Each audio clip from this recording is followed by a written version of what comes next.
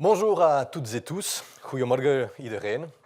Je suis honoré de pouvoir vous réunir aujourd'hui pour le lancement de cette première conférence annuelle pour l'emploi. Alors il s'agit bien d'une première, mais comme son nom l'indique, le gouvernement s'est engagé à l'organiser chaque année. Ce premier rendez-vous prend place dans le cadre de l'objectif que s'est fixé le gouvernement, à savoir d'atteindre un taux d'emploi de 80% d'ici 2030. Cette ambition nécessite que nous menions des discussions de fond, prospectives, j'espère sereines, pour réfléchir à moyen et à long terme. C'est pourquoi je vous propose aujourd'hui de prendre le temps, durant ces 2 journées, pour réfléchir en profondeur, pour échanger vos points de vue, pour brainstormer réellement, en espérant que cela permettra de laisser surgir des idées nouvelles, de faire bouger les lignes et de proposer d'éventuels changements de paradigme. Nous avons choisi comme thème pour cette première conférence les fins de carrière harmonieuses. Il y a les différents rapports du Conseil supérieur pour l'emploi qui sont clairs. Pour augmenter la participation au marché du travail, il est absolument nécessaire de prendre des mesures ciblées pour les personnes qui sont actuellement exclues du marché de l'emploi et qui sont moins représentées. Et les chiffres sont absolument clairs. Le taux d'emploi belge s'établit aujourd'hui autour des 69%. Mais si l'on regarde un peu plus en détail, on constate par exemple qu'au premier trimestre 2021, ce taux n'était que de 53,5% pour les 55 à 64 ans, alors que pour les 20 à 54 ans, il était de 73,6%. Alors, évidemment, le thème est particulièrement vaste, parce que si l'on veut s'attaquer aux fins de carrière, cela impose bien entendu de se pencher sur les carrières ou sur la carrière dans son entièreté. Pour éviter que nos travailleurs âgés sortent prématurément du marché de l'emploi, il faudra donc travailler bien en amont et jouer notamment la carte de la prévention. Avec aussi un regard en aval. Dans ce cadre, je ne peux évidemment pas faire l'impasse sur le lien avec la réforme des pensions que ma collègue Karine Lallieu prépare actuellement. Alors pour que l'on se comprenne bien, quant aux objectifs de cette conférence annuelle pour l'emploi, celle-ci est dédiée plus spécifiquement aux objectifs de moyen et long terme, comme je l'ai dit en introduction. Mais cela ne veut pas dire que cette conférence s'oppose à des enjeux plus urgents. Au contraire, elle vient s'y ajouter. Alors vous savez comme moi que la crise sanitaire et la reprise provoquent des tensions encore plus importantes sur certains métiers critiques et il faut donc bien entendu s'attaquer sans tarder à ces enjeux également.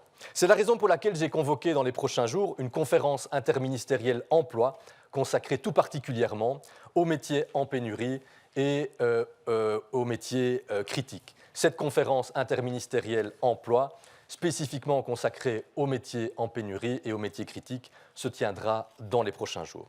De même, la question spécifique des travailleurs malades fait partie de mes priorités pour la rentrée.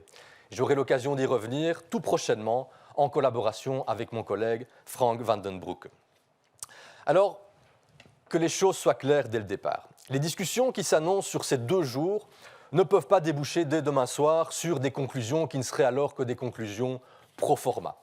En vous réunissant dans le cadre de cette conférence, notre objectif est de poser les bases de la réflexion et pas de finaliser en 2 jours un projet de réforme à la va-vite. Dans le même temps, chacune et chacun doit bien avoir à l'esprit que les réformes utiles doivent être mises en œuvre sans tarder, car l'enjeu est crucial.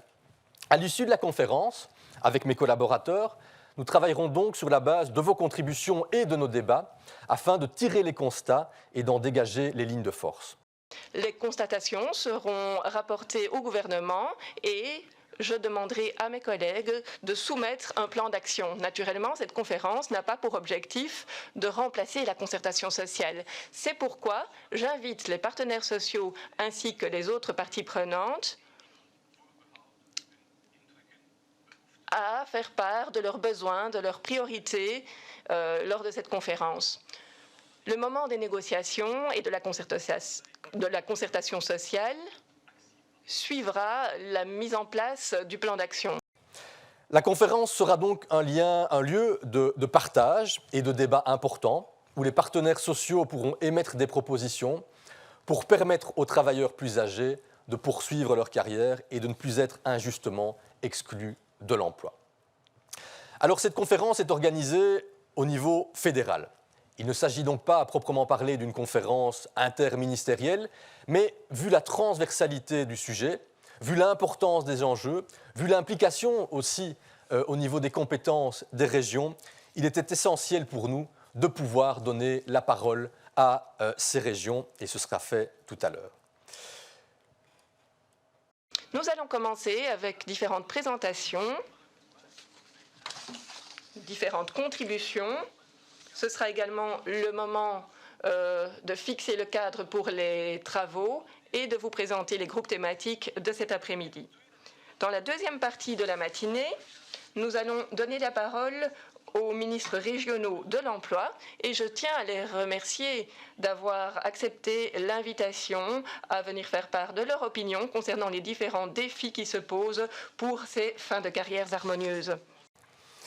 Ensuite, nous inviterons les partenaires sociaux à se réunir au sein de groupes de travail thématiques.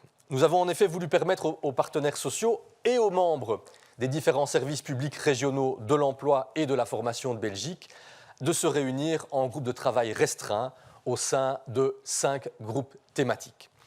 Les travaux de ces groupes thématiques devraient permettre aux partenaires sociaux d'approfondir les questions de genre, de santé, de conditions de travail, de travailleurs peu qualifiés, ainsi que les enjeux intergénérationnels. Pour laisser la place à la réflexion et à la concertation, ces débats ne seront pas filmés ni retransmis, mais leurs résultats seront synthétisés par les présidents de séance et présentés demain matin. Enfin, demain après-midi, les hauts représentants des bancs patronales et syndicales échangeront sur les enjeux majeurs des fins de carrière. L'objectif de ces débats est à nouveau de donner la parole aux partenaires sociaux pour qu'ils puissent mettre en avant leurs priorités pour assurer aux travailleurs et aux travailleuses une fin de carrière harmonieuse. Alors, en raison des mesures sanitaires, nous avons dû faire le choix d'une conférence hybride, avec la présence ici même des différents orateurs et une retransmission en direct de la plupart des travaux sur les réseaux sociaux du SPF Emploi, Travail et Concertation sociale. Afin de dynamiser les débats, nous pouvons compter sur la présence de Wim de Wilder, journaliste de renom, qui animera les sessions plénières tout au long de la conférence. Merci déjà, Wim, pour ce challenge numérique que vous relevez. Merci aux différentes personnes qui participeront au débat, qui sont essentielles pour l'évolution de notre modèle social. Wim, vous avez la parole. Merci, Monsieur le Ministre, et bonjour à tous. Bonjour tout le monde. Nous commençons donc aujourd'hui avec des exposés des différentes parties prenantes qui ont rédigé des rapports ou qui ont fait des recherches sur le thème de l'emploi et les fins de carrière harmonieuses, chacun partant de son expertise ou de sa perspective. Nous prendrons le temps jusqu'à 11 heures. Et puis, il y aura une courte pause. Après la pause, nous aurons la table ronde avec les ministres régionaux ou leurs remplaçants. On a également demandé aux régions d'apporter une contribution à cette conférence. Le focus, c'est évidemment leur vision sur l'emploi, quelles sont les priorités politiques qui sont les leurs pour les prochaines semaines et les prochains mois, et surtout aussi comment le niveau fédéral peut-il les aider. Donc tout à l'heure, nous recevrons les ministres régionaux de l'emploi pour un débat. Nous n'y sommes pas encore. Je vais d'abord donner la parole à la première partie prenante qui aura la parole ce matin. C'est le think tank Minerva. Il y aura 10 minutes pour chaque stakeholder, donc ce sera à chaque fois une courte présentation. Minerva, c'est un groupe de réflexion indépendant qui a rédigé une note dont le titre est « Les éléments importants pour une politique harmonieuse ». Alors, il y aura différents éléments concernant l'espérance de vie, le burn-out, le fossé entre les genres. Bon, tout ne va pas dans le bon sens. Il y a différentes évolutions inquiétantes qui se profilent. Mathias Sommers est coordinateur du groupe de réflexion et je lui cède tout de suite la parole.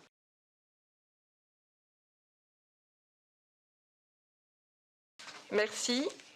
Dans la note que nous allons présenter lors de cette conférence sur l'emploi, nous avons essayé de présenter différents éléments qui sont essentiels pour une politique de fin de carrière juste. Le point de départ pour nous, c'était que l'objectif de la politique doit toujours avoir pour objectif de renforcer le bien-être et la qualité de vie de la génération actuelle et de la génération future, y compris lorsque l'on regarde l'ambition d'augmenter le taux d'emploi des travailleurs plus âgés. Eh bien, il faut que cette ambition soit évaluée à la lumière de cet objectif. Aujourd'hui, on dit facilement que l'espérance de vie, donc qu'on vit plus longtemps et que donc on peut travailler plus longtemps également. Mais lorsqu'on examine l'évolution de l'espérance de vie, on voit qu'il y a d'énormes différences entre les classes sociales. Et une étude de 2019 et d'autres études également démontrent que cet écart dans l'espérance de vie entre les différentes classes ne fait que s'intensifier. Si on regarde par exemple l'évolution de l'espérance de vie, nous voyons que les hommes hautement qualifiés ont vu une forte augmentation de leur espérance de vie, mais leur espérance de vie, leur augmentation vaut le double de celle des faiblement qualifiés. Si on regarde par exemple les femmes faiblement qualifiées, on voit que leur espérance de vie, de facto, a stagné. À l'heure actuelle, la différence d'espérance de vie entre les hommes hautement qualifiés, les femmes hautement qualifiées et les hommes et femmes faiblement qualifiés est de 5 à 6 ans. Cet écart est encore plus important lorsque l'on regarde l'évolution de l'espérance de vie en bonne santé. Donc l'espérance de vie, combien de temps les gens peuvent-ils espérer vivre sans avoir de gros problèmes de santé? Ici, à nouveau, nous voyons que les hommes hautement qualifiés ont bien avancé. C'est une bonne nouvelle. Moins bonne nouvelle, l'espérance de vie en bonne santé des femmes hautement qualifiées a stagné de facto, tout comme l'espérance de vie en bonne santé des hommes moyennement qualifiés et faiblement qualifiés. Si on regarde l'espérance de vie des femmes faiblement qualifiées, nous voyons qu'il y a même eu une diminution cette dernière décennie. Et c'est particulièrement inquiétant. Et ça signifie aussi que lorsqu'on dit que nous pouvons tous travailler plus longtemps parce que nous vivons tous plus longtemps, eh bien, il y a tout de même une exactitude dans les chiffres. Nous ne vivons pas tous plus longtemps et nous ne pouvons pas tous travailler plus longtemps. Il faut savoir que l'écart ne fait que s'intensifier. Et nous voyons d'ores et déjà que l'objectif d'augmenter le taux d'emploi des travailleurs plus âgés, s'il n'y a pas suffisamment de nuances, eh bien, il se heurte déjà à des limitations.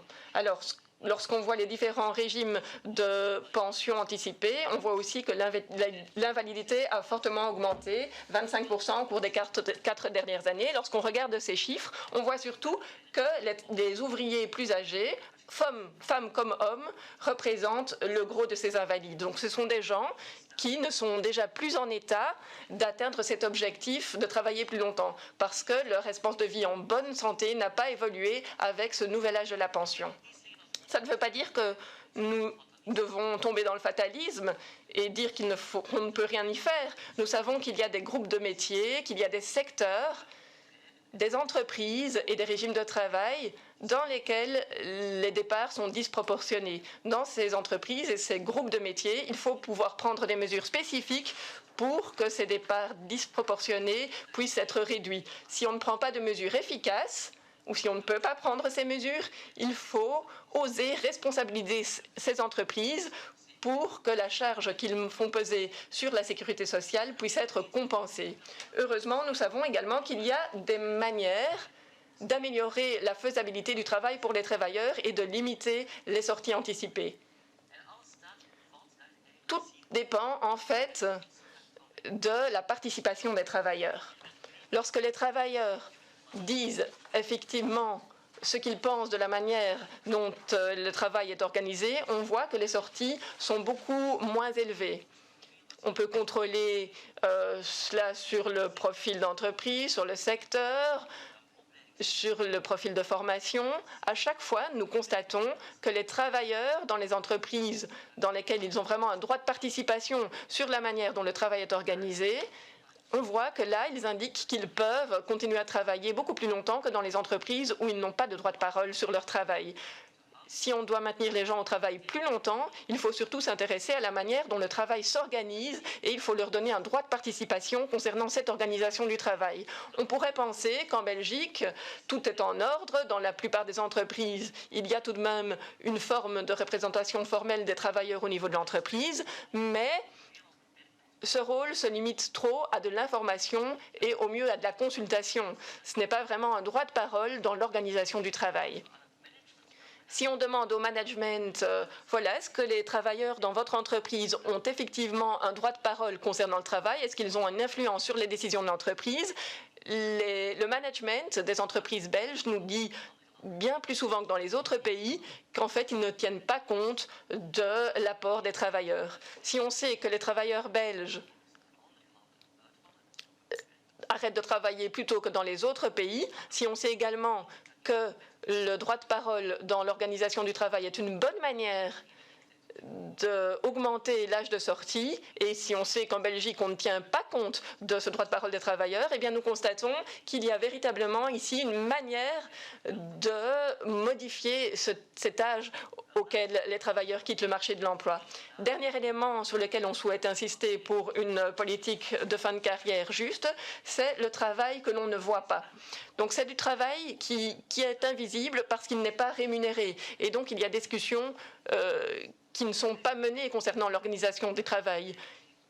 C'est aussi un travail qui joue un rôle important dans le renforcement du bien-être sociétal. Ici, nous allons nous limiter à 2 exemples. Tout d'abord, l'accueil informel des enfants. Nous savons que 7 bébés sur 10 est accueilli quelques heures par jour par les grands-parents. Mais ça, ce n'est possible que parce que les grands-parents ont pu limiter leur temps de travail. Donc, ce rôle des grands-parents pour s'occuper de leurs petits-enfants, eh bien, c'est un rôle important parce que si on regarde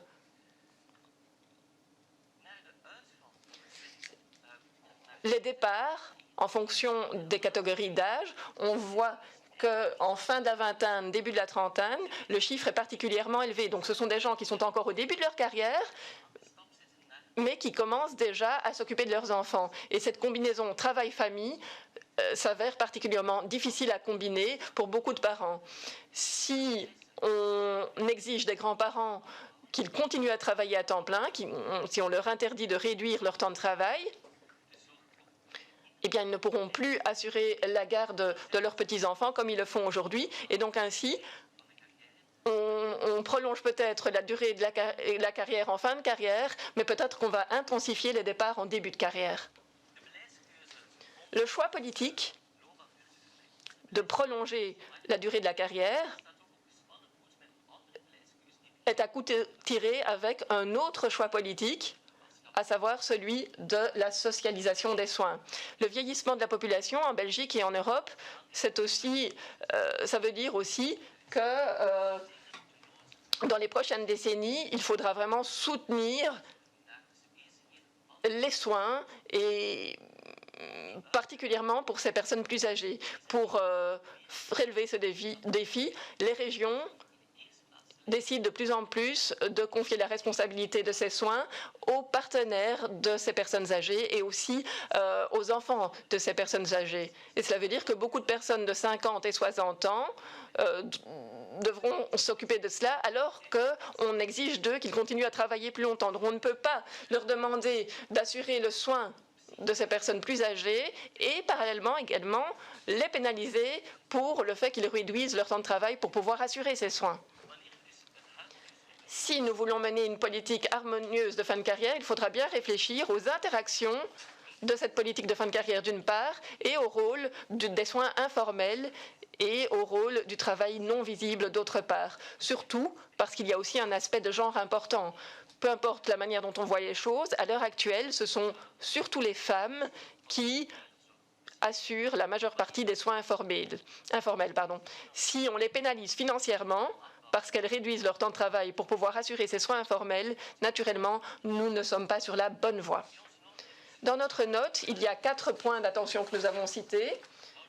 Tout d'abord, la tenabilité de la sécurité sociale, Ça, c'est vraiment une question idéologique et pas une question technique. Et puis, il y a aussi l'espérance de vie qu'il faut prendre en compte dans l'évaluation de la politique de fin de carrière. Ça veut dire aussi que l'écart doit être pris en compte au niveau de l'espérance de vie. Il y a aussi la faisabilité du travail qui doit être réglée en donnant aux travailleurs un droit de parole dans l'organisation du travail. Et il faut aussi tenir suffisamment compte du rôle du travail invisible. Je vous remercie. Dank u wel, meneer Somers. Een aantal inzichten. Merci, Monsieur Somers, pour les différentes perspectives que vous avez mises en avant ici.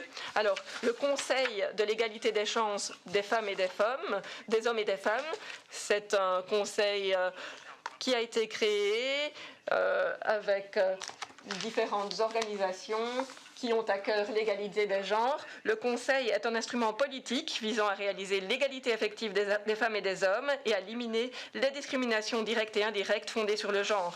Le Conseil donne des avis au Conseil national du travail, par exemple, mais également aux ministres, comme c'est le cas maintenant. Annemie Pernaut et Jean Jacquemin sont tous deux vice-présidents du Conseil, ont pris le relais de la présidence depuis le récent décès de Magdalene William. Annemie Pernaut prendra la parole aujourd'hui et elle va nous formuler différentes recommandations. Madame Pernaut, merci pour cette introduction et la contextualisation du Conseil. Nous pensons évidemment qu'il est important que le genre soit pris en compte dans ce débat. Que signifient les fins de carrière harmonieuses pour les femmes? Est-ce que les choses se présentent différemment que pour les hommes? Est-ce que l'on peut regarder le profil de fin de carrière des femmes pour répondre à cette question? Tout le monde sait bien que la position des femmes sur le marché de l'emploi n'est pas égale à celle des hommes. Nous sommes toujours confrontés à un marché de l'emploi fortement ségrégué et les femmes et les environnements de travail et les différents types de revendications, d'exigences, de contraintes sont différentes. Même lorsque les femmes exercent les mêmes métiers, elles sont tout de même confrontées à des différences. Et à côté de cette ségrégation verticale, il y a aussi la ségrégation horizontale. Bien souvent, dans les mêmes fonctions, les hommes occupent des positions plus élevées et les femmes travaillent souvent à temps partiel. Et donc là, la ségrégation fondée sur le genre est encore plus importante. Mais il n'y a pas que l'inégalité de genre au niveau du travail. Elle joue également en dehors du travail. Et là, nous posons surtout aux stéréotypes et aux modèles de rôle qui ont vraiment la vie dure dans la société. Pensons aux mesures coronales, le congé parental qui a été pris à 70% par des femmes. Et les régimes de congé, de manière générale, devrait être pris de manière plus équilibrée dans le cadre du débat des jours assimilés également. Bon, quelles sont ces femmes qui travaillent? Quel est le taux d'emploi au niveau des différentes catégories d'âge? Alors, pour toutes les catégories d'âge, le taux d'emploi des femmes est inférieur à celui des hommes, mais ces derniers temps, les choses se sont légèrement améliorées. Si on regarde la catégorie d'âge de 55 à 64 ans, nous voyons que les chiffres ont augmenté pour atteindre 45,6% pour les femmes et 55,1% pour les hommes. Alors, on l'a déjà dit, ce sont surtout les femmes plus âgées, faiblement qualifiées, qui bien souvent ne sont pas actives sur le marché de l'emploi. Elles n'ont pas beaucoup d'opportunités et elles n'ont pour perspective qu'un salaire très faible. Bien souvent, dans un travail à temps partiel avec des heures difficiles, comme dans le secteur de la distribution ou du chômage. Et donc, aller travailler à l'extérieur, bien souvent, ce n'est pas une option attrayante. Et bien souvent, ce n'est même pas faisable. Et dans ce groupe de faiblement qualifiés, c'est particulièrement le cas. C'est le cas également particulièrement pour les femmes plus âgées. À côté de cela, on demande également une attention pour l'écart salarial, qui a la vie dure lui aussi. La manière dont les salaires évoluent diffère fortement selon le genre. On voit que pour les femmes, à l'âge de 35 ans, il y a une stagnation. Et si on regarde spécifiquement les femmes plus âgées, nous constatons que l'écart salarial pour les 55-64 ans est de 16%. Avec 9% en moyenne pour le reste. Donc pour cette catégorie-là, c'est 16%. Il y a un autre aspect particulier dans ce marché du travail pour les femmes, c'est le travail à temps partiel. Et nous voudrions vraiment mettre l'accent sur le caractère involontaire de ce travail à temps partiel. Jusqu'à présent, 10% des femmes choisissent de travailler à temps partiel, mais 70% des femmes qui travaillent à temps partiel indiquent que si elles le pouvaient, elles préféreraient travailler à temps plein. Le travail est organisé de manière telle, il y a une telle flexibilité dans certains secteurs, et le travail est tellement pénible que effectuer leurs tâches à temps plein est pratiquement impossible. Et tout d'abord, la raison, c'est l'organisation du travail, beaucoup plus que le secteur privé, beaucoup plus dans le secteur privé. Et donc le statut d'un travail à temps partiel n'est pas comparable à un travail à temps plein, que ce soit sur le plan de la sécurité sociale ou des conditions de travail. Et l'impact sur l'écart salarial entre hommes et femmes est énorme. Et si on regarde le rapport sur l'écart salarial de l'Institut de l'égalité des chances entre hommes et femmes, eh bien, on démontre que le salaire horaire des travailleuses dans des travaux à temps partiel est inférieur à celui des hommes qui travaillent à temps partiel. Dans le débat, il y a aussi la question de la sécurité et de la santé au travail. Bien souvent, les mesures de sécurité ou les mesures de bien-être sont envisagées dans la perspective d'un modèle de l'homme moyen. Par exemple, si on regarde les appareils, bien souvent les appareils avec lesquels les travailleurs travaillent ont été conçus sur la base d'un profil masculin et non un profil féminin. Et le travail effectué par les femmes n'est pas suffisamment apprécié, il ne fait pas l'objet d'une attention suffisante dans le cadre de la santé et de la sécurité. Encore un mot sur l'écart en matière de pension. On sait suffisamment que toutes les discriminations qui existent durant les carrières vont être intensifiées au niveau du débat des pensions. Les fins de carrière ont été durcies, le bonus de pension a été supprimé, les conditions pour pouvoir partir plus tôt ont été renforcées. Pensons au montant de la pension qui va peut-être être associé à une prestation effective. Eh bien, ce sont tous des éléments qui doivent être abordés dans les débats pour pouvoir donner des perspectives aux femmes. Et j'en arrive maintenant sur la base de cette constatation, donc que le profil et la carrière des hommes et des femmes sont extrêmement différents, j'en arrive à un certain nombre de recommandations. Il faut être bien conscient du fait que chaque réglementation du travail ou chaque modification de la sécurité sociale devrait être évaluée sur la base de l'impact du genre. Nous avons des instruments importants qui existent. Il en existe deux. Je pense à la réglementation AIR, analyse d'impact de la réglementation. Ça, c'est une obligation pour chaque réglementation. Ce document doit être complété par le ministre compétent qui fait la proposition de loi pour démontrer quel est l'impact sur les femmes. Il y a aussi la loi de 2007, donc le gender mainstreaming. Là aussi, chaque ministre doit effectuer un gender test. En outre, je voudrais également vous dire que l'inégalité des genres, c'est un élément qu'il ne faut pas examiner à la fin de la carrière. Il faudrait en fait avoir une vision à long terme. Et le ministre l'a déjà dit, il y a fait allusion. Il s'agit ici d'une perspective à long terme. C'est pourquoi la perspective de cycle de vie doit être neutre sur le plan du genre. Pour augmenter le taux d'emploi des femmes, il faut tout d'abord que le fait d'aller travailler pour les femmes soit attrayant dans tous les secteurs, tant au niveau des conditions de travail que de conditions salariales, de l'organisation du travail dans un environnement qui tienne compte de leur situation de santé spécifique. Et mon prédécesseur y a fait référence, l'état de santé des hommes et des femmes diffère. En outre, il faut également qu'il y ait un lien réel avec la constitution de la pension. Les carrières pour les femmes faiblement qualifiées font en sorte que les femmes arrêtent de travailler parce que cela ne rémunère pas, que ce soit en termes de rémunération ou en termes de pension future. L'accord de gouvernement a également évoqué l'introduction d'une pension à temps partiel. Alors, il faudra examiner cela dans la perspective du genre parce que, outre la durée minimum de la carrière pour la pension minimum de 30 ans, il y a également la condition de prestation effective d'une ampleur à définir ou une mesure équivalente. Pour le moment, il y a différentes propositions qui circulent. Je ne vais pas me pencher là-dessus aujourd'hui. Enfin, les emplois à temps partiel involontaires qui sont proposés, j'y ai déjà fait référence, bien souvent, c'est organisé par l'employeur ou par les entreprises.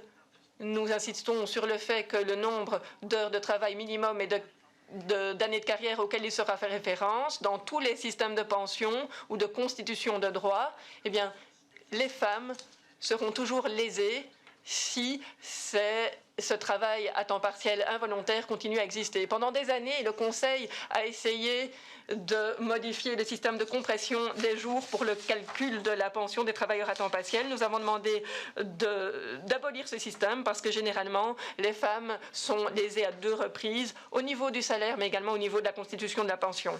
Également, un mot sur la pénibilité du travail. Bien souvent, on sous-estime le fait que les femmes sont confrontés à une pénibilité du travail. On sait peu de choses là-dessus. Lorsqu'on parle de pénibilité du travail, on pense surtout au secteur de la construction, aux hommes qui réparent des toits, mais on pense rarement au travail répétitif, au stress permanent auxquels sont confrontées les femmes, aux intimidations sur le lieu de travail. Donc ce sont des éléments qui ne sont pas suffisamment pris en compte à l'heure actuelle. Alors, entre parenthèses, je voudrais encore évoquer les contractuels dans les services publics. Ce sont des personnes qui risquent de tomber entre 2 chaises. Ces personnes ne seront pas impliquées dans les règles qui seront d'application pour le secteur public et généralement, ils seront exclus du secteur privé. C'est pourquoi 2/3 des femmes sont des contractuels dans notre pays. Enfin, je voudrais vous dire que pour avoir une politique de fin de carrière harmonieuse et surtout pour convaincre les femmes de travailler après 55 ans, 60 ans, il faudra en faire davantage au niveau de la perspective du cycle de vie, à la formation des femmes faiblement qualifiées et aux salaires très faibles auxquels elles sont confrontées avec peu d'emplois attrayants. Et il y a aussi le travailleur à temps partiel involontaire et dans 70% des cas, elles ne sont pas demandeuses. Il faut augmenter le taux d'emploi des femmes, c'est nécessaire, mais il faut qu'un travail rémunère au niveau du salaire et également au niveau de la pension. Alors, je tiens encore à vous signaler que le Conseil d'égalité des chances est prêt à réfléchir, à émettre des avis sur les sujets dans le futur, à la demande du ministre. Dank u wel, mevrouw Pernaut. Perspectief van de Raad van de Gelijke Kansen voor Mannen en Vrouwen. Le Conseil supérieur national des personnes handicapées, CSNPH, s'occupe de l'examen de toutes les matières au niveau fédéral qui sont susceptibles d'avoir des conséquences sur la vie des personnes en situation de handicap et de leurs proches. Le CSNPH rend régulièrement des avis de sa propre initiative ou à la demande du gouvernement. Et Stéphane Emmanuelidis dirige aujourd'hui l'entreprise de travail adapté de Neyer en région wallonne et l'entreprise d'insertion 8 Infini en région bruxelloise. Il a été conseiller dans une fédération d'employeurs du secteur profit social aussi et je lui donne la parole. Dank u wel. Merci. Goedemorgen iedereen. Bonjour à tous. Alors, tout d'abord, je vous remercie de donner aussi vite, dans l'ouverture de ces journées, la parole au Conseil supérieur. C'est un signe qui, j'espère, perdurera dans le moyen et long terme que vous avez évoqué dans la prise en considération des problématiques spécifiques des personnes handicapées au niveau de l'emploi. Alors, vous l'avez dit, le Conseil supérieur remet énormément d'avis très techniques et je ne vais pas ici rentrer dans ces technicités, mais je vais essayer de présenter quelques touches qui, nous l'espérons, resteront en filigrane dans les réflexions de tous les acteurs qui vont pouvoir agir dans les mois et les années à venir en matière d'emploi et plus particulièrement dans la matière qui préoccupe ces 2 journées. Alors, tout d'abord, le taux d'emploi des personnes handicapées. En Belgique, on sait que seuls 23% des personnes handicapées travaillent. Ça veut dire quoi? Ça veut dire que, évidemment, toutes les personnes handicapées ne sont pas susceptibles de travailler, mais il reste un vivier important pour remettre des personnes au travail si on en prend vraiment le temps, si on prend vraiment les mesures qu'il faut pour ce faire. Alors, vous l'avez évoqué tout à l'heure, Monsieur le Ministre, le but des journées est notamment d'éviter des sorties prématurées à l'emploi. Vous allez voir que dans les faits, pour les personnes handicapées, souvent cette problématique se retrouve très, très présente. Alors, en Belgique, nous avons une obligation d'emploi juste pour les autorités publiques. Et vous le savez, il n'y a que des mesures incitatives, adoptées d'ailleurs par les partenaires sociaux il y a 36 ans, qui sont prévues pour le secteur privé. Alors dans le secteur public, il faut savoir que l'obligation, qui est moindre que dans les pays voisins, est de 3%, et que seules 2 administrations sur 45 respectent aujourd'hui cette obligation. Ça ne veut pas dire que c'est nul partout, mais en tout cas, il y a beaucoup, beaucoup de travail à faire et donc beaucoup d'emplois à créer pour les personnes en situation de handicap dans ce cadre-là. Problème à évoquer également, c'est la durée de la carrière des personnes en situation de handicap. Il est évident, quand on regarde chaque situation individuelle, qu'il est plus difficile pour une personne en situation de handicap d'assurer une durée de carrière comparable à une personne valide.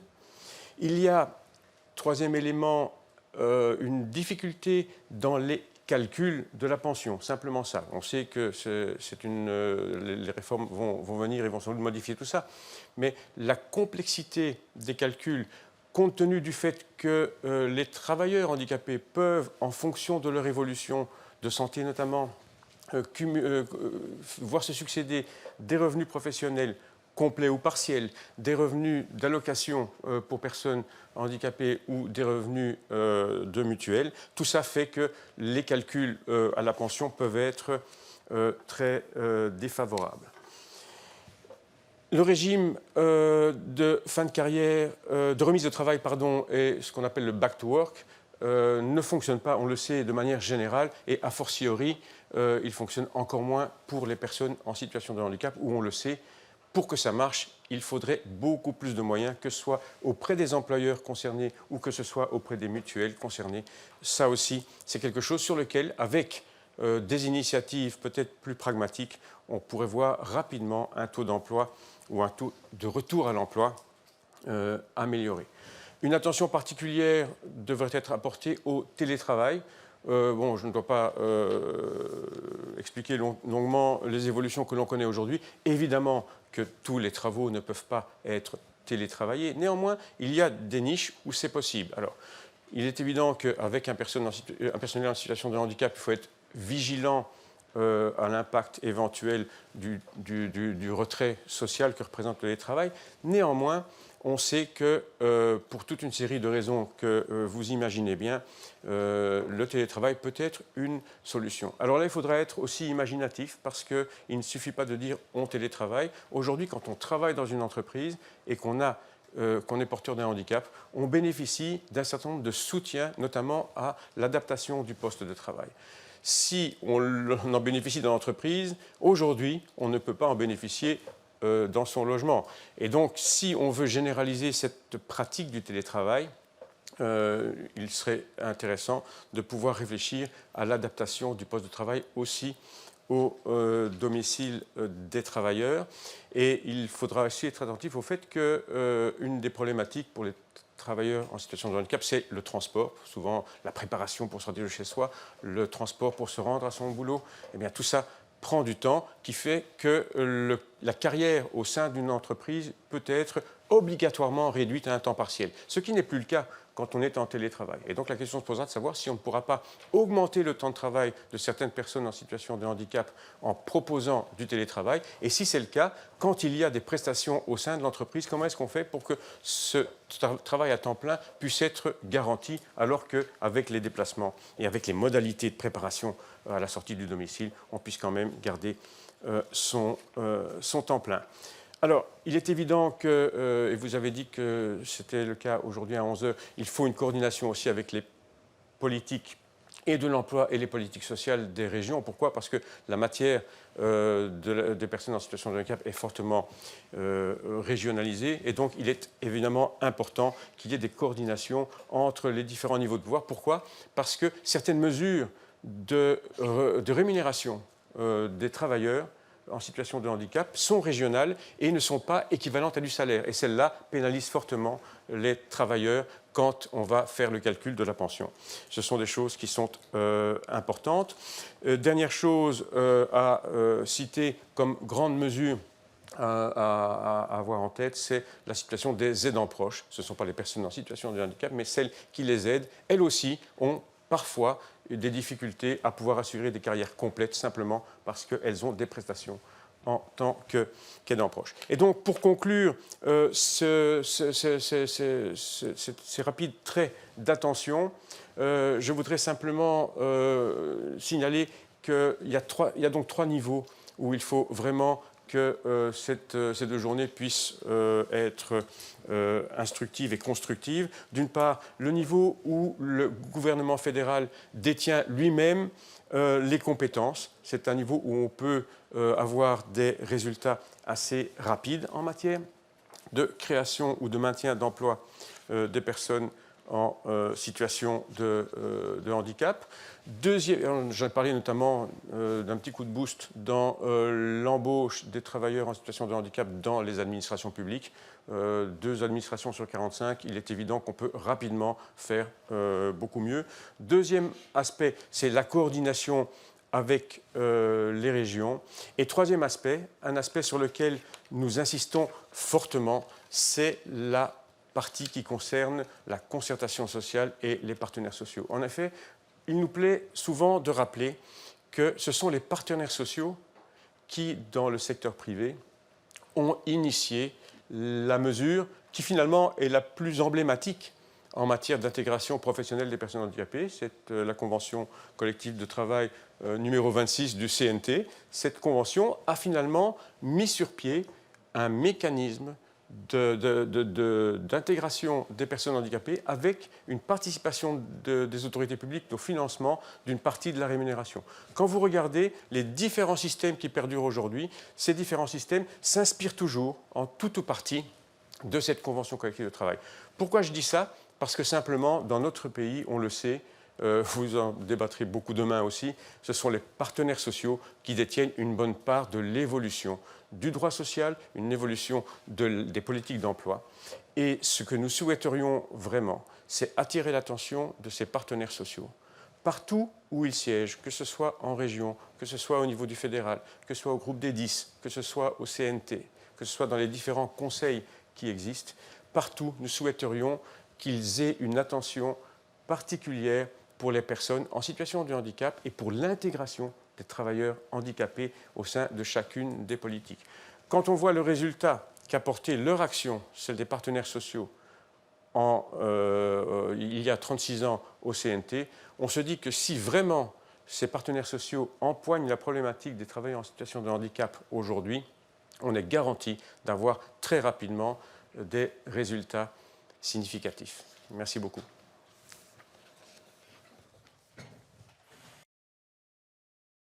On donne la parole maintenant au ministre de Finances, qui est maintenant le vice-gouverneur de la Banque nationale, Steven Van Acker. Il est également sous-président du Conseil supérieur de l'emploi qui dirige les travaux.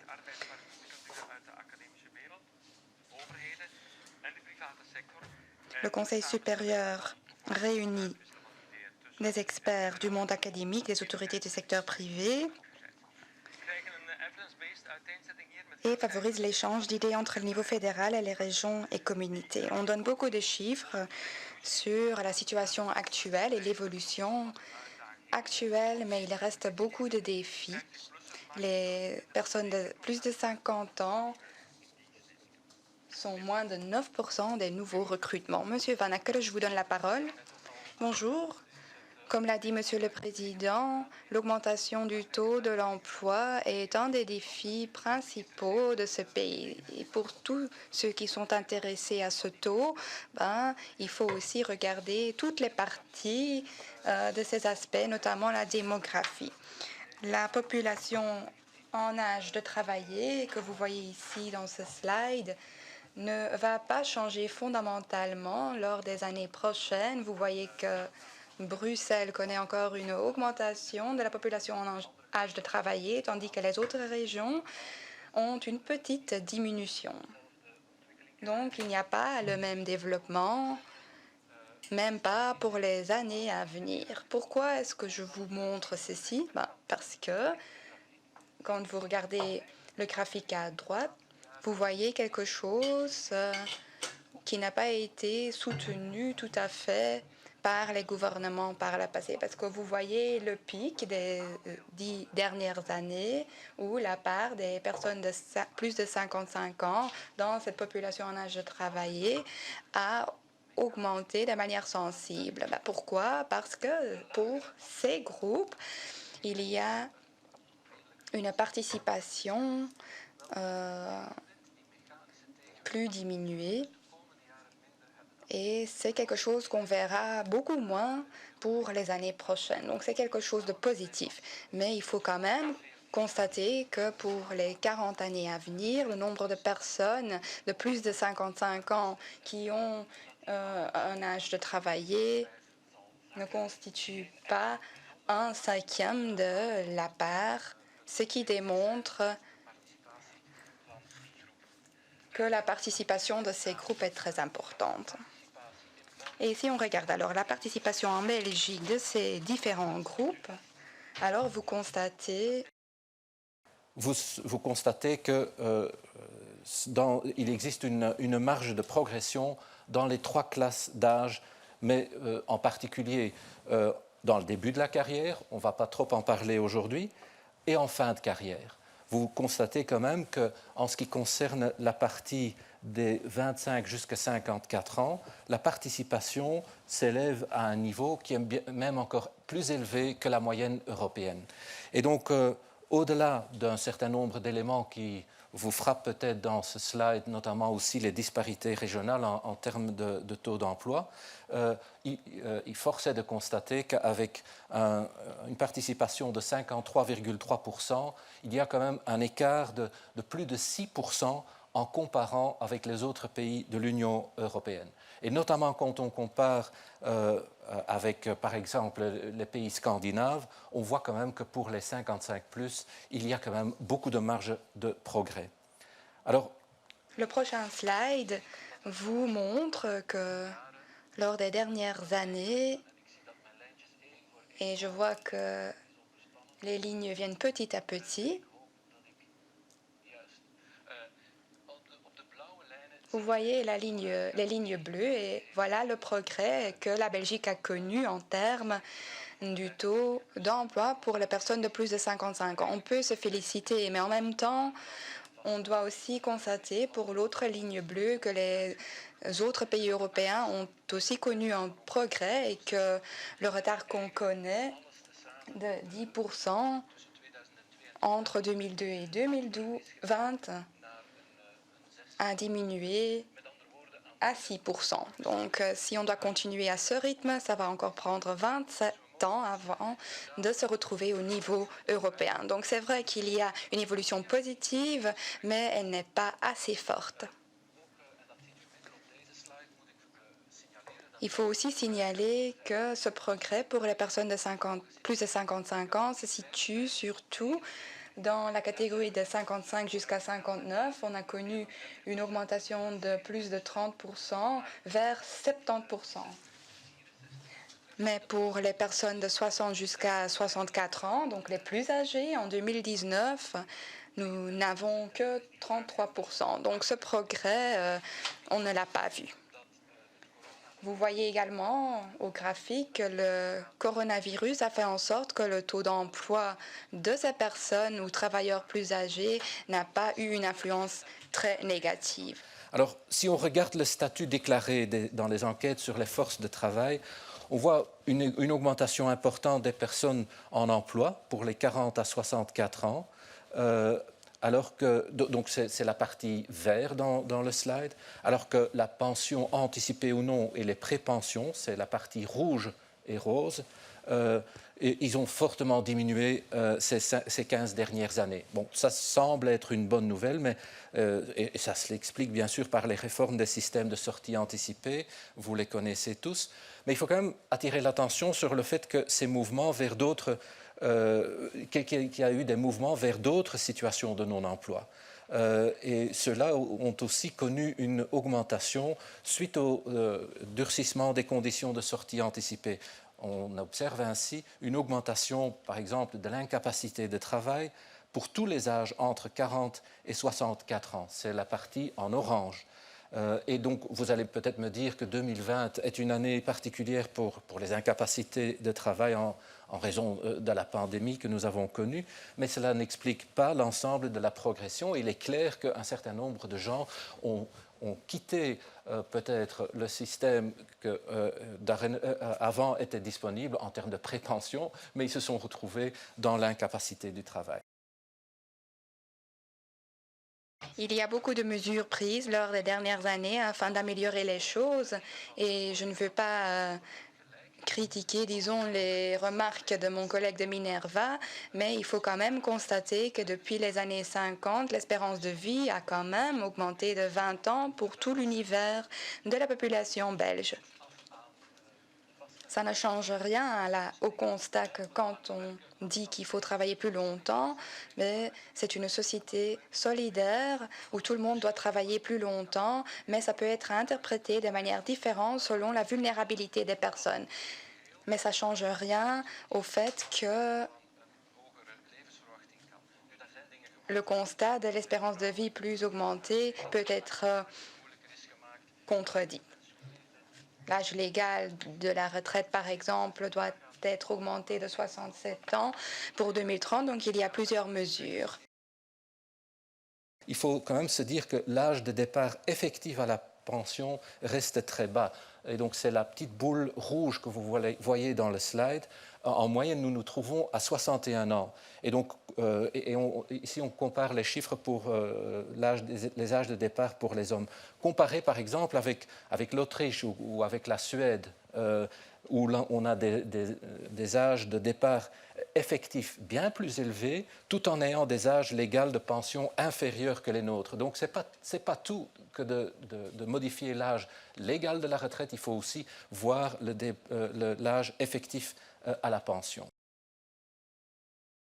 Les autres interlocuteurs ont déjà parlé de la qualité du travail de manière justifiée. Donc, il est très important de maintenir les personnes au travail. Donc, il faut un travail qualitatif, mais il faut aussi constater qu'en comparaison avec les autres pays européens, nous ne nous trouvons pas dans la pire situation. Car la Belgique se trouve dans le top. 3e place, 4e place. Pour les circonstances de travail, on est moyen. Mais pour les seniors, la situation est mieux pour les plus de 50 ans que pour la totalité des travailleurs. Donc, on ne peut pas dire que tout a à voir avec la qualité du travail. Ici, je vous montre aussi un problème fondamental, c'est que le nombre de personnes nouvellement recrutées qui sont âgées de 50 ans est ou reste plus faible en Belgique que dans les pays avec lesquels nous aimons bien nous comparer. Moins de 9% des personnes nouvellement recrutées ont 50 ans et plus. Et dans tous les autres pays de l'Union européenne, cette part est nettement supérieure. Aux Pays-Bas, par exemple, 15%, en Allemagne, 23%. D'où est-ce que cela vient? Ça vient notamment aussi de certaines idées reçues des recruteurs, en partie d'ailleurs partagée par les postulants, c'est-à-dire on croit que les gens sont trop chers, qu'ils vont partir trop vite, qui n'ont pas la bonne motivation, qui sont peu formés. C'est des éléments qui ne sont pas spécifiques à la Belgique, mais ils sont accentués en Belgique. Alors ça n'explique pas tout. Le salaire est souvent utilisé en tant qu'argument également, et c'est vrai que l'ancienneté dans notre pays augmente le salaire, mais ça veut surtout pour les personnes hautement qualifiées. Pour les personnes peu qualifiées, ça vaut moins, même s'il y a des contre-exemples. Moi, par mon expérience, j'ai constaté que les chauffeurs de bus, par exemple, voient une augmentation plus vite de leur salaire en comparaison avec les pays scandinaves, même si le travail reste le même selon l'ancienneté. On ne veut pas dire que ces gens ne méritent pas le salaire, mais ça peut être un problème pour faire en sorte que les gens restent au travail. Au slide, vous voyez que pour toutes les catégories, même les catégories qui ne voient pas de problème d'ancienneté pour leur salaire, qu'on voit qu'à partir de 50 ans, il y a quand même une diminution de la participation.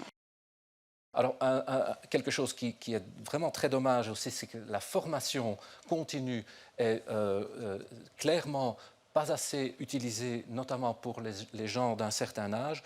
C'est vrai dans tous les pays, mais c'est particulièrement vrai en Belgique. Et malheureusement, c'est surtout chez les personnes qui ne disposent pas d'un diplôme de l'enseignement secondaire supérieur, les personnes où on s'attend à ce que la formation continue pourrait aider encore le plus. J'en termine en vous énonçant en vitesse un certain nombre de recommandations que nous avons faites. Il s'agit bien sûr de réduire en quelque sorte la générosité des dispositifs de retrait anticipé et créer les conditions pour que les pensions plus graduelles soient un succès. Il s'agit des choses comme les régimes de sortie qui devraient être réformés afin d'améliorer l'attractivité. Les crédits en fin de carrière à temps partiel qui sont un outil intéressant, mais il faut en revoir les modalités parce que dans la situation actuelle, l'âge d'accès a été reculé à tel point que, en fait, ce dispositif n'est pratiquement plus utilisé. Il faut aussi reconnaître qu'un fin de carrière harmonieuse plus étendue signifie des conditions satisfaisantes tant pour le salarié que pour l'employeur, parce que sinon ça ne marche pas dans la motivation bilatérale. Et outre la fermeture des voies de retrait anticipées, les conditions de fin de carrière doivent bien sûr être telles que continuer de travailler n'ait que des effets positifs. Dans les autres recommandations que vous voyez ici, je veux insister à ce que nous ne devons pas attendre à mettre les bons fondements au début de la carrière. Je pense que j'ai utilisé tout mon temps et merci de votre intérêt. Merci, Monsieur Van Ackeren. Maintenant, on écoute les avis d'un secteur spécifique, notamment de la prévention et la protection au travail, COPREF, qui chapeaute les 10 services externes de prévention et de protection agréés au travail et qui donne une surveillance de santé à 99,9% des entreprises en Belgique. COPREF regarde la problématique des fins de carrière harmonieuses, mais d'un point de vue de prévention. Alors, on veut savoir quelle est l'employabilité durable. Geert de Smet a travaillé pendant 15 ans pour un service externe de prévention. En 2010, il était dirigeant d'un service. Il donne des cours à la KU Leuven et il donne Prevention Policy. Je donne la parole à Geert de Smet.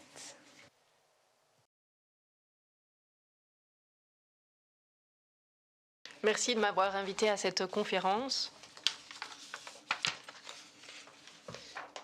J'ai une présentation que je ne vois pas encore s'afficher, malheureusement. Aujourd'hui, je voudrais vous parler sous l'angle spécifique de notre métier. Le titre de mon intervention est « Travailler plus longtemps en bonne santé ». Et plus longtemps, je l'ai mis entre parenthèses parce que le fait d'être en bonne santé, c'est toujours le plus important. Évidemment, j'y reviendrai tout à l'heure. Alors, je travaille pour COPREF. Il y a 10 services externes de prévention en Belgique. Et pour ceux qui se demandent ce qu'est un service de prévention externe, puisque c'est un contexte assez large et tout le monde ne se connaît pas, nous fournissons des prestations à presque toutes les entreprises en Belgique. Donc, la plupart des entreprises belges sont obligées réglementairement de faire appel à un service de prévention externe. Alors, nous avons 2 grands piliers, la surveillance de santé, les soins de santé au travail, comme je le dis, et la maîtrise des risques. Et cela comporte la sécurité au travail, les aspects psychosociaux, l'ergonomie et l'hygiène du travail. Au total, nous avons 3500 personnes qui s'occupent au quotidien du bien-être, de la sécurité, de la santé d'autres travailleurs. Alors, je les ai cités ici. Donc, environ 700 médecins du travail, plus de personnel paramédical, surtout des infirmières, 170 psychologues, des ingénieurs, des ergonomes et des hygiénistes du travail. Alors, notre point d'ancrage, et je vous montre ici le modèle de la qualité du travail. C'est un petit peu difficile à traduire, mais en néerlandais, on parle des 4 ou des 5 A. Donc, ça commence toujours par Arbeit. Donc, nous mettons l'accent surtout sur les conditions de vie au travail, mais ces dernières années, on s'intéresse également aux aspects psychosociaux du travail, aux relations de travail, à l'organisation du travail. Alors, le point d'ancrage pour notre action, c'est l'employabilité durable des travailleurs. Pour le reste de ma présentation, j'ai repris différents défis, différentes opportunités. Alors, il y en a une importante ici, sur ce transparent. Le travailleur plus âgé, ça n'existe pas. Ça a déjà été dit dans d'autres présentations. Le travailleur n'existe pas, mais le travailleur plus âgé n'existe pas non plus. Et l'employabilité ou la capacité de travail d'une personne, d'un individu, c'est toujours en fonction de facteurs individuels et de facteurs environnants. Les deux sont importants. Alors ici, j'ai voulu souligner la différence entre les travailleurs plus âgés et la population de travailleurs vieillissantes.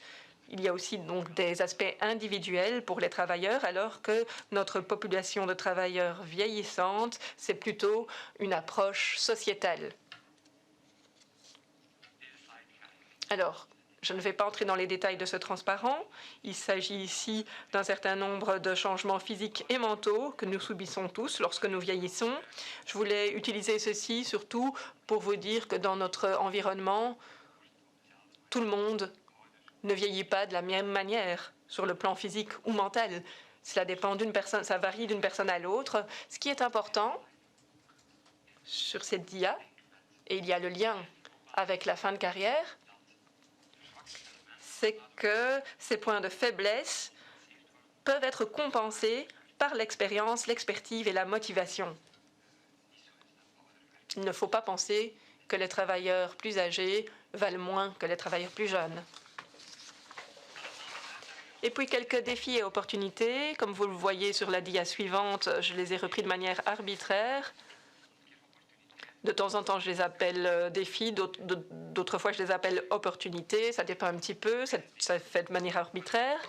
Mais donc, dans notre secteur, une carrière plus longue peut également s'accompagner d'une exposition plus longue au risque. Lorsqu'on parle de risque, on peut parler de charge physique, charge mentale, exposition à des produits chimiques, etc.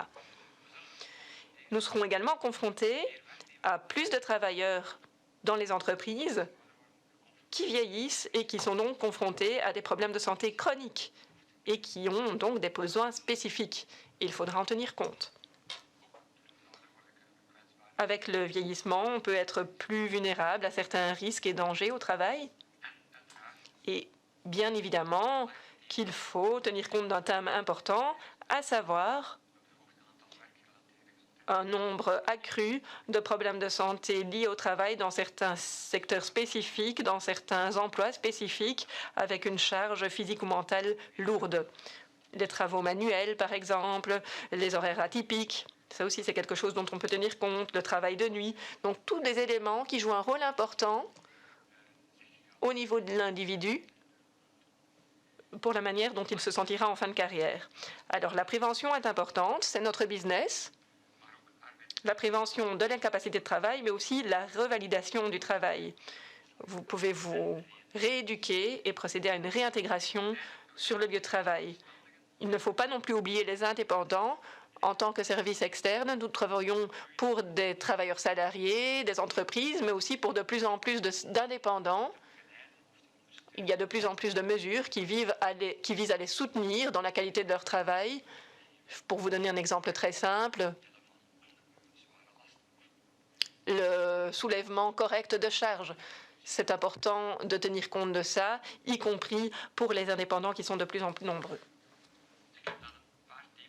Alors, j'ai repris ici plusieurs thèmes importants à retenir. Les travailleurs plus âgés ne constituent pas un groupe homogène. Ça a déjà été cité à plusieurs reprises aujourd'hui. Les employeurs doivent, dans leur évaluation des risques au niveau de la santé et de la sécurité au travail, donc ils doivent tenir compte des risques liés à l'âge. Et il faut, dans ce cadre, tenir compte de tous les âges, y compris des jeunes. Ce qui est important ici, c'est de savoir qu'il n'y a pas de groupe homogène. Il y a des facteurs individuels qui jouent également un rôle. La loi bien-être résume bien la situation. Il faut tenir compte de l'organisation du travail, du poste de travail et également le niveau individuel. Cette évaluation des risques doit se faire à tous les niveaux. Deuxièmement, adapter le poste de travail à la personne. Ça, c'est une phrase qui figure depuis 50 ans dans la liste des tâches du médecin du travail. C'est l'un de leurs principaux rôles. Lorsque quelqu'un a des difficultés sur son lieu de travail, il faut essayer de voir si on pourrait adapter le poste de travail à la personne. Et évidemment, l'idée n'est pas de faire l'inverse et d'adapter la personne à son poste de travail. Alors, un point que je trouve fort important et qui s'inscrit totalement dans le cadre de notre approche de la prévention, les jeunes travailleurs d'aujourd'hui sont les travailleurs âgés de demain. Et la carrière commence le jour où vous commencez à travailler. Et je dirais même déjà à l'école, lorsqu'on forme les gens à effectuer un job physiquement lourd, eh bien, il faut leur apprendre dès l'école comment se positionner correctement, par exemple. Ou comment bien porter ses équipements de protection individuelle, comment soulever correctement des charges. Ça n'a pas de sens de constater à 55 ans ou à 45 ans dans la construction que le dos d'un ouvrier est complètement cassé alors qu'on aurait pu intervenir beaucoup plus tôt et lui apprendre des méthodes de travail correctes. Si on regarde le bien-être, la sécurité et la santé au travail, il est important aussi de tenir compte des risques mentaux. On a déjà cité le cas du burn-out aujourd'hui et cela fait en sorte que nous devons essayer dans les entreprises d'avoir une meilleure collaboration entre le service de prévention de l'entreprise et le service des ressources humaines.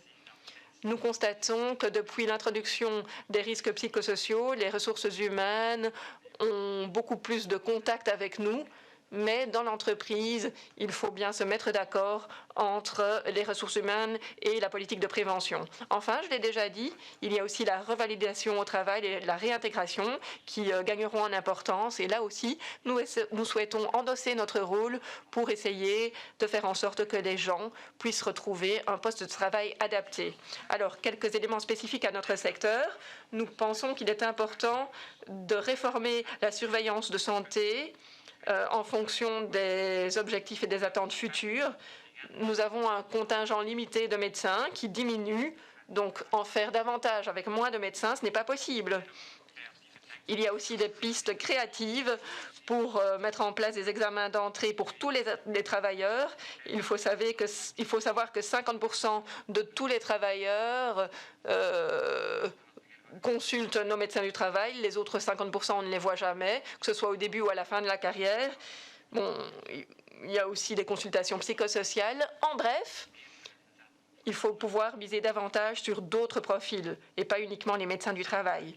La collaboration est importante également. On l'a déjà cité aujourd'hui, collaboration entre les niveaux fédéral et les régions sur le plan politique, y compris entre les différents groupes de médecins.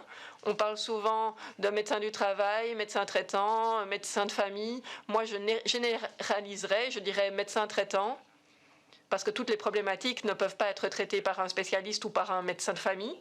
Enfin, nous avons également beaucoup de données dans la société dans laquelle nous vivons aujourd'hui. Nous pourrions tout de même mieux les collecter, mieux les partager entre nous. Donc, partager les données dans tous les contextes légaux et aussi le traitement de ces données est important pour soutenir la politique, mais aussi pour pouvoir partager les données entre les différents médecins et pouvoir faire en sorte que cela profite à l'individu, aux travailleurs. Alors, cette dia est une synthèse, et cela va terminer ma présentation. Alors, travailler en bonne santé à tous les âges, donc ça vient de l'OSHA qui a mené une campagne en 2016-2017 concernant cette problématique. Je vous recommande de lire les rapports finaux de cette campagne, et si vous devez retenir une dia de ma présentation, eh bien que ce soit celle-ci, pardon. Enfin, Si vous souhaitez lire quelque chose, je vous recommande cet ouvrage, Upstream. Je ne sais pas si ça existe déjà dans d'autres langues. Ça a été rédigé par Dan Heath, qui a commenté différents thèmes sur la base de recherches scientifiques. Et donc, il ne faut pas oublier que si on regarde les problèmes, il faut aussi savoir que parfois, nous pouvons les prévenir bien avant qu'ils se manifestent. Je vous remercie. Merci. Donc, les jeunes travailleurs d'aujourd'hui sont les travailleurs plus âgés de demain. Donc, il faut miser sur l'employabilité durable. C'est le message de COPREF. Dernière présentation pour cette matinée.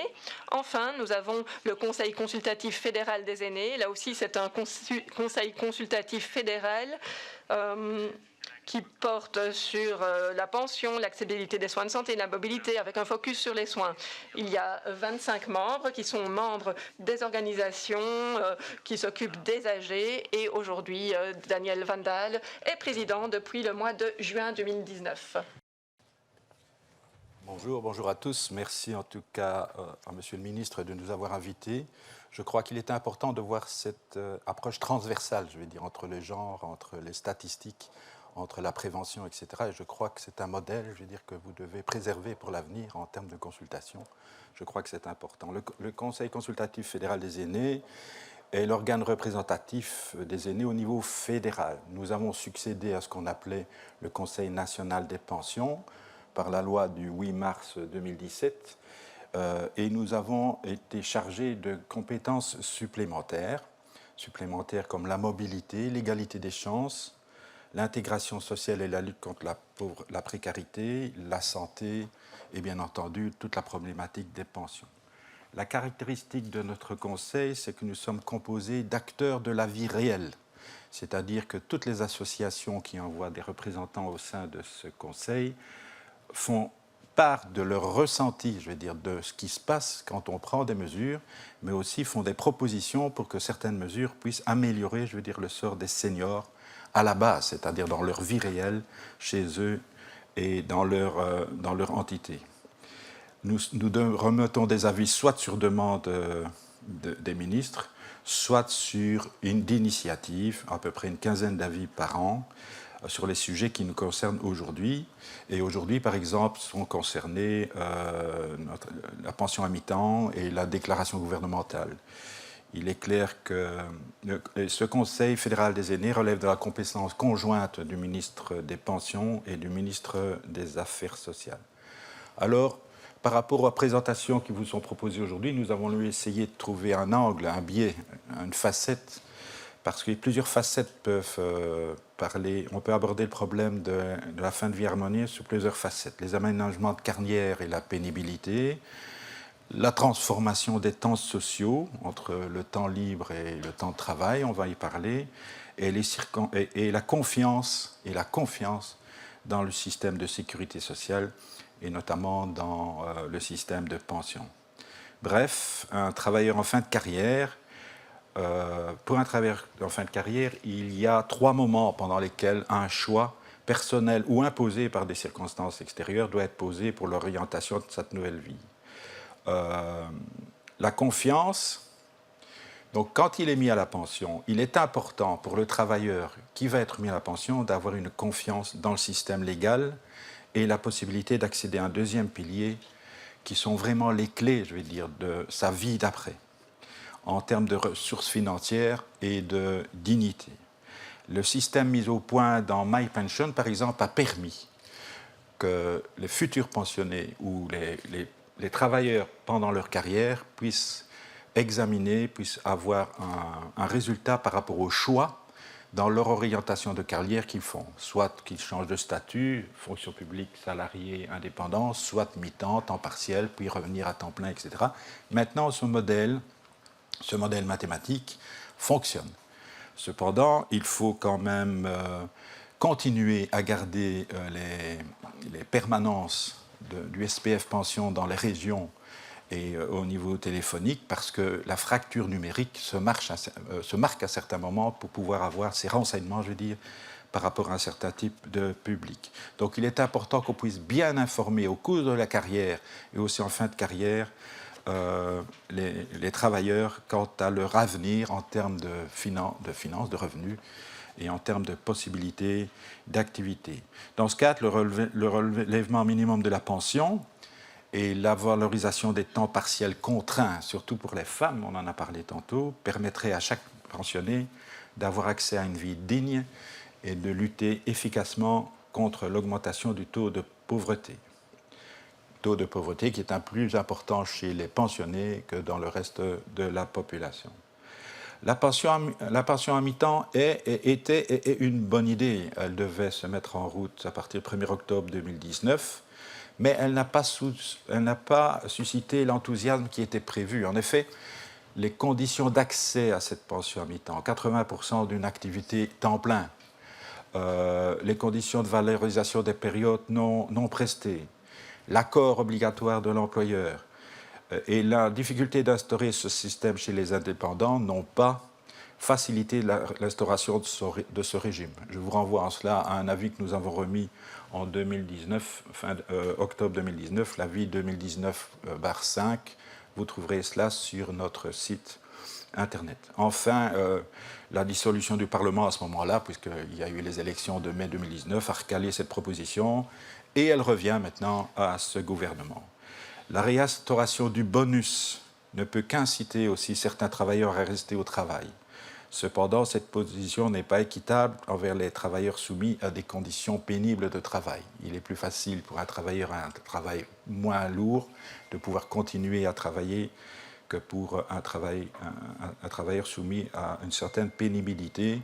Toute la problématique de la pénibilité revient à travers aussi l'application de ce bonus, mais c'est une bonne mesure qui permettrait d'inciter les travailleurs à continuer à travailler après 62 ans. Mais cette problématique fait l'objet de propositions que Mme Lallieu a mises dans les médias et sur la table pour l'instant, et nous rendrons un avis à Mme Lallieu à ce sujet quand nous aurons les propositions concrètes du gouvernement. Alors, je vous ai parlé de la pension qui est la dernière étape. Avant la pension, il y a ce qu'on appelle la transition et la rupture. Vous savez, le modèle industriel s'est construit autour de 3 étapes, 3 périodes dans la vie d'une personne. La jeunesse comme étape de formation, l'âge adulte consacré à l'activité professionnelle et la retraite comme âge de repos. Cette standardisation du parcours de vie reste opérante maintenant. Cependant, on constate de plus en plus des brèches dans ces horizons temporels qui déstabilisent ce modèle. Certes, l'âge légal est toujours de 65, 66 ou 67 ans bientôt, mais nous devons constater que le taux des emplois des 55-64 ans est largement en dessous de la moyenne européenne. On vous a abreuvé de chiffres à ce sujet. Les pré-retraites ont longtemps servi de dispositif pour tenter de juguler les désastres sociaux. Les travailleurs et les syndicats sont rentrés maintenant dans ce processus de retrait précoce de l'activité professionnelle. Déjà, le pacte de solidarité entre les générations instaure différents dispositifs de manière à favoriser une carrière plus longue. Je pense par exemple au crédit d'État pour les seniors dans la CCT, la commission 77. Les moments de rupture sont donc déplacés et ont permis aux travailleurs de mieux appréhender leur fin de carrière. Des emplois de fin de carrière sont prévus à partir de 60 ans, avec abaissement de l'âge dans certaines conditions. La possibilité de réduire d'un 5e temps ou à mi-temps avec valorisation par assimilation, important. Les conditions sont différentes selon la carrière, la pénibilité du métier, les conventions collectives sectorielles, les entreprises en difficulté, bien entendu, et l'âge. À partir de 60 ans, il n'y a plus de conditions supplémentaires, mais en dessous, il y a des conditions supplémentaires. Ce sont toutes les CCT, il y en a 4 ou 5, qui ont été conclues le 15 juillet 2021, donc assez récemment. Le crédit temps de fin de carrière dans le secteur privé et la pause carrière dans la fonction publique permettent d'envisager aussi une transition douce vers la retraite. C'est aussi la Convention collective du travail 103. Ces dispositifs doivent être plus favorisés pour permettre une transition douce entre le temps plein et la retraite complète, en valorisant les crédits temps, assimilation des périodes non travaillées et augmentation de l'intervention de l'ONEM pour compenser la perte de revenus, permettant une pension à temps partiel, donc un demi, un tiers ou un cinquième temps, progressivement, sans perte de droit à la future pension. Et enfin, chez nous, nous parlons beaucoup d'alléger les restrictions au volontariat dans les associations utiles à la vie sociale. Un pensionné à mi-temps ou un pensionné aime bien savoir ce qu'il va faire dans sa vie future, puisqu'il est toujours très actif, je veux dire, à cet âge-là, et on pourrait lever les restrictions à la participation, je veux dire, dans des mouvements de la vie civile, que ce soit la lutte contre la pauvreté, lire et écrire, les écoles de devoirs, etc. Donc, lever ces restrictions, ce qui lui permet d'avoir un autre passage, une autre vie, je veux dire, après sa vie productive. Cependant, la complexité des réglementations, je vous en ai parlé plus, et la disparité des conditions d'accès ne facilite pas du tout la lecture des dispositions prévues et l'accès à ces différentes possibilités. Et ça, c'est un problème important, Monsieur le ministre, sur lequel il va falloir améliorer, je veux dire, l'information. La reconnaissance également du travail accompli et l'expérience acquise doit être valorisée par le développement du tutorat au sein de l'entreprise pendant la diminution du temps de travail, voire après la mise à la retraite, la valorisation des expériences professionnelles au sein des systèmes éducatifs. Nous n'allons pas faire d'un couvreur qui a 45 ans de carrière un bon pédagogue, mais on va certainement faire un bon professionnel qui va expliquer un petit peu comment ça se passe, quitte à ce qu'il soit aidé par un pédagogue pour faire passer sa matière. La mise en exergue aussi de la carrière professionnelle, la reconnaissance du travail accompli par l'entreprise, voire par l'État, à travers ce que j'ai appelé la chancellerie des médailles, c'est-à-dire la reconnaissance du travail accompli, voire le rôle développé par l'Institut royal des élites du travail. Je ne sais pas si vous vous rendez compte, mais ce moment de reconnaissance, au moment du passage d'une vie active à une autre vie, je veux dire, je ne dis pas qu'elle n'est pas active, est important à pouvoir être sublimé et est important à pouvoir montrer, je veux dire, la reconnaissance de tous par rapport à ça. Et ce n'est pas simplement un verre de champagne dans un coin du bureau qui est satisfaisant, mais il faut valoriser, je veux dire, le travailleur à ce moment-là. S'il sait qu'il sera valorisé à la fin, je crois qu'il sera beaucoup plus motivé dans son travail et pour pouvoir arriver à autre chose. Enfin, la préparation à la retraite, c'est avant encore la mise à la retraite. Outre la possibilité pour chaque travailleur de connaître son revenu, comme j'en ai parlé, il doit aussi pouvoir envisager sa vie d'après au travers l'organisation de formation à la retraite, peut-être en dispensant d'un jour de travail par mois, par exemple, pour s'adapter aux changements et se renseigner sur les différentes activités possibles, les tutorats, le volontariat, les formations, etc. Bien entendu, important, on en a parlé tantôt, créer des conditions de travail permettant aux travailleurs d'exercer le plus longtemps possible son activité. On en a parlé, l'aménagement des postes de travail, les reconversions au sein de l'entreprise, la formation continuée, la valorisation hiérarchique qui est importante. Nous devons également constater une discrimination de l'âge quant au recrutement, à la formation et au licenciement des travailleurs âgés. M. Vanacker en a parlé dans ses statistiques précédemment. Cet agisme ne peut qu'être préjudiciable à la poursuite de l'entreprise qui se prive ainsi de l'expérience et d'une continuité culturelle. Voilà, donc la confiance dans notre système de pension. Et il est important qu'on lutte contre les fake news qui sont quelquefois développées par certains presque complotistes sur le fait que les pensions ne seraient pas payables. Non, elles sont toujours payables, mais il faut bien entendu les payer de manière correcte, je vais dire. Donc la confiance dans notre système de pension, la lisibilité des différentes mesures, la reconnaissance du travail fait et la mobilisation autour des conditions de travail de fin de carrière permettront une meilleure approche de cette fin de carrière harmonieuse et la possibilité, sur base volontaire, de continuer à contribuer à l'activité économique. Je vous remercie de votre attention. Merci, messieurs. Voilà, mesdames et messieurs, il y aura maintenant une courte pause de 20 minutes et après nous aurons la table ronde avec les ministres régionaux de l'emploi, de la Flandre, Bruxelles-Capitale, la communauté germanophone. La ministre Montréal, ministre de l'Emploi en Wallonie, s'excuse et sera remplacée par son chef de cabinet.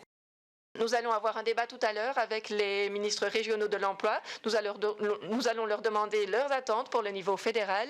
Donc ce sera une discussion intéressante, je l'espère. On se revoit dans 20 minutes et nous recommencerons avec ces débats à 11h15. À tout à l'heure.